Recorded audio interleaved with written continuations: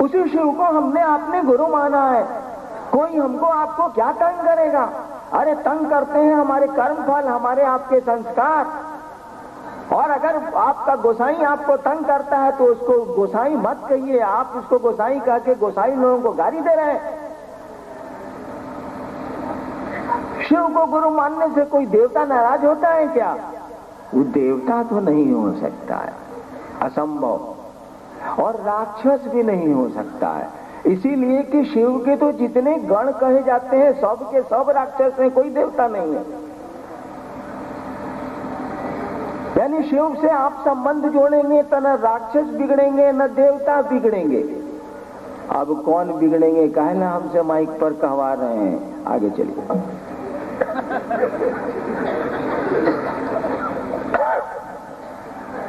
सुनील कुमार शर्मा जी आलमनगर मधेपुरा के हैं। इनका सवाल है, शिव शिष्यों का इहलौकिक उद्देश्य प्रत्येक मनुष्य को शिव गुरु की यथार्थ सत्ता से अवगत कराना है, तो शिव गुरु की यथार्थ सत्ता क्या है जिसे प्रत्येक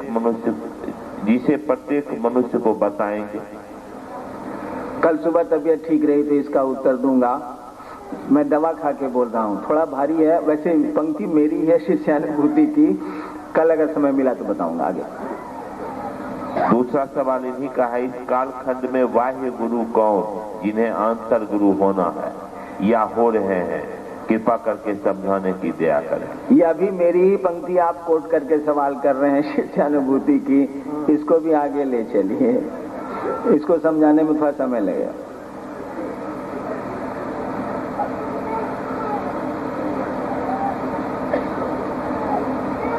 हाँ, इस सवाल का तो जवाब हो चुका है, रामेश्वर ठाकुर पिपरा।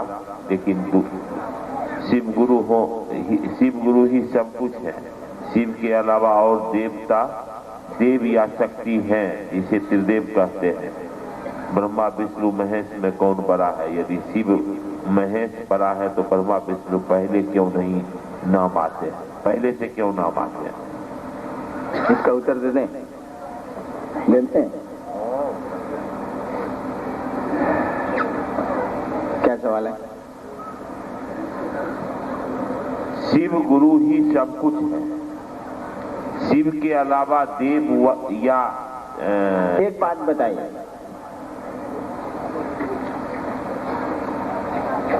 अगर स्कूल जाने वाले विद्यार्थी के मन में ये बात अगर घुस जाए कि मुखिया मास्टर साहब से बड़ा होता है, स्कूल जाने वाले एक विद्यार्थी के मन में ये प्रवेश कर गई बात कि उसके गांव के पंचायत के जो मुखिया जी हैं हमारे मास्टर साहब के सामने, मास्टर साहब से बहुत बड़े हैं, मास्टर का कोनो वैल्यू नहीं है,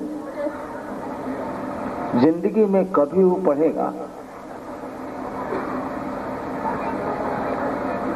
वो तो जब मास्टर साहब पढ़ावेंगे कहेगा चुप, साला मुखिया के सामने बोली नहीं निकलता है, अपने सामने फटर फटर फटर फटर करता। वो जिंदगी में कभी मुखिया तो हो सकता है, अफसर तो नहीं हो सकता, क्योंकि वो पढ़वे नहीं करेगा। उसके दिमाग में बैठा हुआ है कि मास्टर हमको पढ़ावेगा क्या। सबसे इंपॉर्टेंट है, कहा गया है कि गुरु सबसे ज्यादा महत्वपूर्ण है।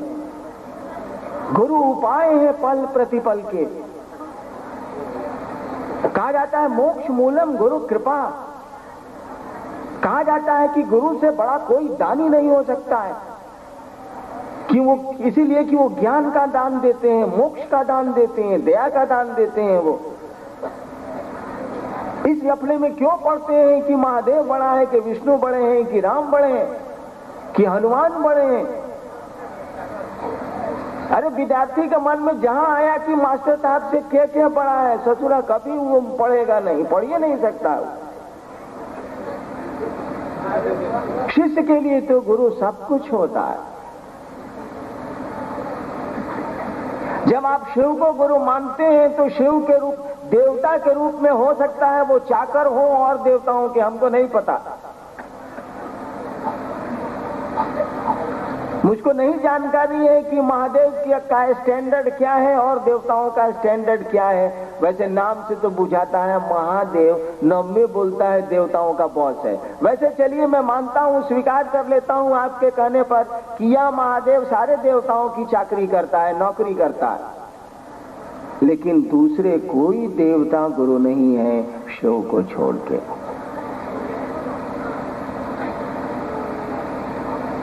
प्रश्नकर्ता मुझको इस जीवन में प्रमाणित नहीं कर सकते कि शिव को छोड़ के कोई दूसरे देवता भी गुरु हैं। प्रश्नकर्ता की ताकत से ये बात बाहर है। इस जीवन में वो प्रमाणित नहीं कर सकते कि शिव को छोड़ के भारतवर्ष का कोई देवता भी जन सामान्य का गुरु होने की ताकत रखता है। बृहस्पति गुरु हैं तो देवताओं के, शुक्राचार्य गुरु हैं तो राक्षसों के, आम लोगों के नहीं है। देवताओं की श्रेणी में मात्र शिव ही हैं जो गुरु हैं, और जब आपको ज्ञान लेना है तो गुरु के पास जाना होगा। ऐसी स्थिति में शिव अपने गुरु को तो सब कुछ मान के ही चलना होगा, दूसरा कोई विकल्प हमारे आपके सामने नहीं है। जहां तक देवताओं का सवाल है, हम लोग देवताओं की बात ही नहीं करते। इस मंच से हम लोग गुरु की बात करते हैं। हम लोग नहीं कहते कि राम कैसे देवता है और शिव कैसे देवता है। हम लोग कहते हैं कि शिव गुरु हैं, हमको आपको उनका शिष्य बनने की कोशिश करनी चाहिए। इसको हम लोग समझाने और समझने की कोशिश करते हैं। आगे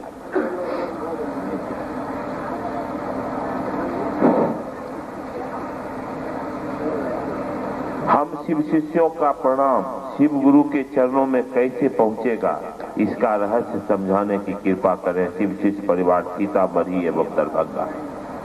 बहुत सुंदर सवाल है, बहुत सुंदर प्रश्न। हम सबों का प्रणाम, हम सबों का नमन उस शिव तक कैसे पहुंचेगा, यह समझाने या जो लिखा उन्होंने बताएं आप। हमारा आपका प्रणाम कैसे शिव तक पहुंचेगा, कैसे अपने गुरु तक हम आप प्रणाम पहुंचाएंगे। आज तक हम लोग कहां पहुंचा पाए हैं प्रणाम। अगर नमन हो जाता शिव को तो हम में आप में तो परिवर्तन हो गया रहता। मन झुक जाता शिव के सामने तो इंसान तो देवता हो गया रहता। हम आप देवत्व की ओर चल चुके होते, ईश्वरत्व की ओर चल चुके होते, कम से कम इंसान से हैवानियत की ओर नहीं आते। नमः शिवाय का अर्थ क्या होता है? नमः शिवाय का अर्थ होता है शिव को प्रणाम। असंख्य लोग नमः शिवाय क्या ओम नमः शिवाय का जप करते हैं। कोई अर्थ नहीं अगर ओम नमः शिवाय का आप जप करते हैं तो गलत थोड़ी है वो। लेकिन उसका जब दूसरी जगह प्रयोग करेंगे तो गड़बड़ होने लगेगा। इसीलिए हम लोग कहते हैं कि सही मंत्र है नमः शिवाय। ओम नमः शिवाय थोड़ी ही गलत है। ओम नमः शिवाय आप जपेंगे तो थोड़ा ही गड़बड़ हो जाएगा। लेकिन क्यों सही मंत्र क्यों नहीं जपेंगे आप? तो ओम नमः शिवाय करिए या नमः शिवाय करिए, इसका अर्थ क्या है? शिव को प्रणाम। आप लोग बैठिए भाई शांति से। कोई दिक्कत है क्या?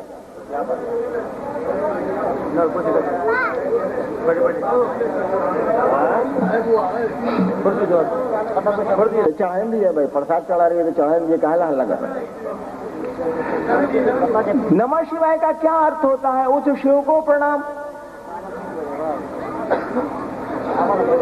देखिए हम लोग तो शिव को प्रणाम करते नहीं हैं। हम लोगों के मन में होता है कि शिव को प्रणाम करने से सुख मिलेगा, शिव को प्रणाम करने से सम्मान मिलेगा, सुविधाएं मिलेगी, सब ठीक ठाक रही, बाल बच्चा सब लोग ठीक रही, इज्जत पानी सब मिली, चलो महादेव के गोड़ लाग ले तनी, उंगरा के अब जल चढ़ा दे तनी। ये शिव को प्रणाम नहीं है, ये तो हम लोग अपनी संपत्ति और सुख के लिए प्रणाम कर रहे हैं शिव को।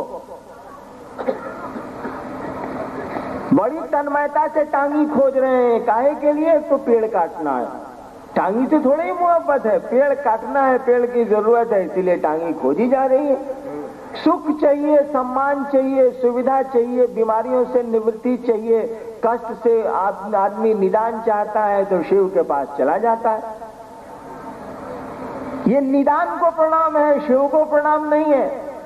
ये सुख को पाने की कामना है, ये शिव को प्रणाम नहीं है। ये होगा कैसे? और ये गलत भी नहीं है। हमको पेट में दर्द है तो हम महादेव को गोड़ लगेंगे, हमारा पेट दर्द पहले ठीक कीजिए तब ना बाद में फरियावेंगे, तब बाद में ना आपको प्रणाम करेंगे। हमारा तो पेटे हमारा बाई छोड़ाए हुए, तो आपको गोड़ कौन सी लगे? हम सही स्थिति है, गलत भी नहीं है। अरे शिव की पूजा तो आप देखिए ना, रावण ने काहे के लिए की थी? कोई शिव से मोहब्बत थी उसको? रावण ने तो भक्ति में शिव की पूजा आराधना नहीं की थी। भक्ति कहते हैं प्रेम को, प्रेम देता है, लेता नहीं है। आप बच्चे को प्रेम करिएगा तो उसको दीजिएगा, उसका कपड़वा लेके नहीं पहन लीजिएगा और ठंडा में उसको सिकुड़ने नहीं दीजिएगा। ठंडा में वो ठिठुर रहा है, आपका बेटा है, और आप उसका चादर ओढ़ के मस्ती से बैठे हुए हैं, बेचारा कांप रहा है। ये मोहब्बत नहीं है, दुश्मनी है। ये प्रेम नहीं है। प्रेम देता है, प्रेम लेता नहीं है। भक्ति प्रेम का नाम है। देवताओं से प्रेम को भक्ति कहते हैं। मीरा ने कृष्ण से प्रेम किया, इसको भक्ति है। लैला ने मजनू से प्रेम किया तो इसको हम लोग प्रेम कहते हैं। मंसूर ने खुदा से इश्क किया तो इसको हम लोग भक्ति कहते हैं। और हीर और राजा ने जो प्रेम किया हम लोग प्रेम कहते हैं। चीजवा दोनों एक के, एक परमात्मा से हुआ तो शब्द बदल गया भक्ति, एक इंसान से हुआ तो शब्द बदल गया प्रेम। दोनों चीज एक ही है, दोनों में कोई अंतर नहीं है। जब प्रेम जगेगा, जब शिव के प्रति प्रेम होगा, तब प्रणाम होगा। आप जानते हैं कि गुरु का एक काम और क्या है? हमारे शास्त्र गुरु की क्या व्याख्या करते हैं? कहते हैं कि गुरु वे हैं जो साधना और अपने मंत्रों के माध्यम से अपने शिष्य में शिव भाव का आवेश जगाते हैं। सहदेशिका वे गुरु हैं। और जो इस काम को, अपने शिष्य में शिव भाव का आवेश जगाने के काम को मात्र दया से करते हैं, वो गुरु हैं। इसको जरा समझने का प्रयास करिए। कहा गया कि जो हमारे आपके मन में, जो शिष्य के मन में शिव के प्रति आवेश जगाते हैं, सहदेशिका वे गुरु हैं। देखिए, हमारे आपके मन में तो धरती के प्रति आवेश है। हमको आपको तो धरती अच्छी लगती है, और ये हमारा आपका दोष नहीं है, ये हमारी आपकी स्वाभाविक स्थिति है, ये हमारी आपकी भूल नहीं है। हम कामनाएं करते हैं, हम जगत की इच्छा करते हैं, जगत हमको आपको अच्छा लगता है, ये इंसान की गलती नहीं है। ये इंसान में न रहे तो इंसान इंसान ही नहीं होगा, तो परमात्मा की सृष्टि का कोई अर्थ ही नहीं होगा। इसमें हम लोगों की कोई भूल नहीं है। हम तो कामना करेंगे ही, हमको धरती अच्छी लगेगी ही लगेगी। गुरु क्या करते हैं? गुरु अपने शिष्य के मन में शिव के प्रति प्रेम जगाते हैं, आवेश जगाते हैं। गुरु आपके हमारे मन में, अपने शिष्य के मन में परमात्मा के प्रति प्रेम जगाते हैं। क्या किया था रैदास ने मीरा के लिए? मीरा गई है रैदास के पास, क्या किया है रैदास ने? कुछ नहीं किया। मीरा ने कुछ सवाल किए तो रैदास ने उत्तर नहीं दिए। रैदास ने कहा कि देखो मीरा, अगर तुमको प्रश्नों के उत्तर चाहिए तो इस वाराणसी में बड़े बड़े ज्ञानी है, जाओ उनसे उत्तर ले लो, मेरे पास कोई प्रश्न का उत्तर नहीं है। मीरा कहीं नहीं गई। रैदास ने मीरा के मन में कृष्ण के प्रति प्रेम का अंकुरण केवल कर दिया, बस। मास्टर क्या करता है? अपने छात्र के मन में विद्या, अध्ययन के प्रति अभिरुचि जगाता है, पढ़ाई के प्रति प्रेम जगा देता है, फिर कुछ करने की जरूरत नहीं, लड़का अपने पढ़ लेगा। गुरु भी यही करते हैं। गुरु अपने शिष्य के मन में शिव के प्रति प्रेम जगा देते हैं। वो शिष्य जिसके मन में जगत के प्रति स्वाभाविक प्रेम है। गुरु जब शिव के प्रति प्रेम जगा देंगे तब प्रणाम हो जाएगा। आपका नमः शिवाय बाद में आपको उसकी जरूरत ही नहीं रहेगी। नमः शिवाय तो माध्यम बनता है हमको आपको प्रणाम कराने का उस शिव को। नमः शिवाय के माध्यम से हम अपने गुरु या देवता जिसको भी करते हो आप, नमः शिवाय के माध्यम से हम अपने गुरु अथवा आराध्य को प्रणाम करने की कोशिश करते हैं। गुरु जब आपके हमारे आराध्य के प्रति प्रेम पैदा कर देंगे तब बोलने की जरूरत है कि हे महादेव तेरा प्रणाम, नमः शिवाय कहने की जरूरत है। मन तो उस सत्ता के प्रति नमन की स्थिति में चला जाएगा। मन तो उस शिव के प्रति हमें सनातन के लिए हमेशा अधिकांशतः उस शिव को प्रणाम करने की स्थिति में ही रहेगा। नमः शिवाय कहने की क्या जरूरत है?